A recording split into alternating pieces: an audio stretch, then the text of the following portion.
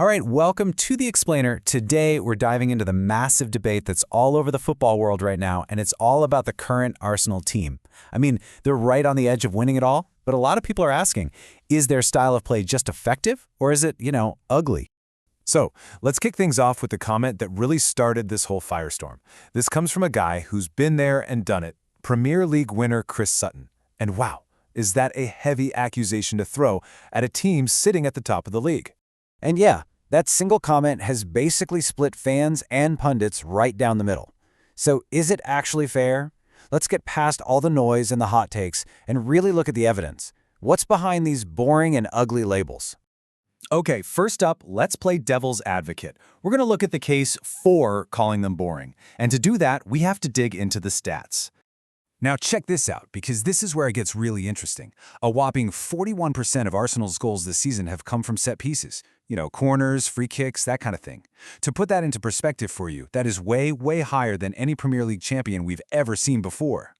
And this number right here, this is pretty much the heart of the whole criticism.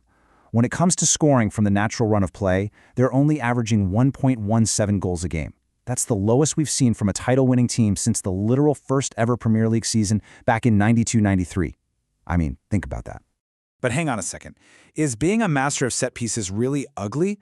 Or is it just incredibly smart, tactical football that's designed to do one thing and one thing only? Win. Well, let's hear from the man himself. Arsenal's manager, Mikel Arteta, is crystal clear on his philosophy. For him, it's not about some beautiful abstract idea of how football should be played. Nope. It's about figuring out what gives you the best chance to win the game right in front of you. That's it. And look, this is not a settled argument, not even among absolute legends. You've got Manchester United icon Paul Scholes calling them the most boring team to win it, but then his old teammate, Wayne Rooney, says he actually enjoys watching them play. He's like, set pieces are part of the game. Why on earth would you not use them? And it's not just players.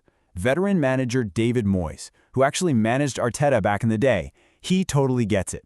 In a league as tough as this one, playing pretty doesn't put a trophy in the cabinet. Finding a way to win, any way that works, that's the only thing that really matters.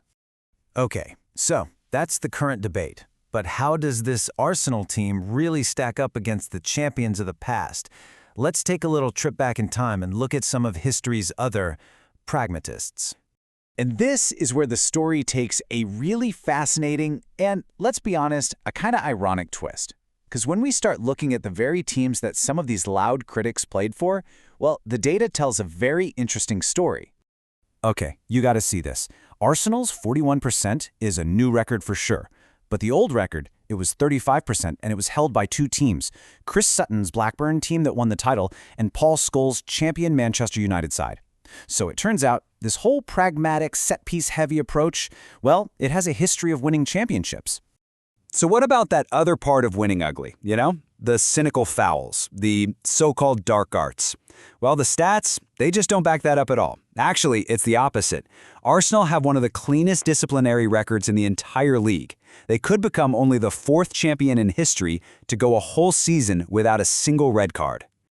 All right, so after looking at all of this, the stats, the opinions from legends, the history, where do we actually land on this whole ugliest champions debate?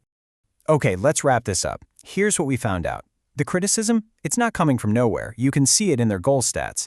But it's also missing some really important historical context, and it completely ignores the fact that their style, while effective, is also incredibly disciplined, not dirty. So calling them the ugliest ever, that feels like a massive overstatement. And this whole thing really leaves us with one final big question. That's at the heart of all football debates, isn't it? When the season's over and the trophies are being polished, what do we actually remember and value more? A beautiful style of football that ultimately loses, or a pragmatic substance that delivers the prize?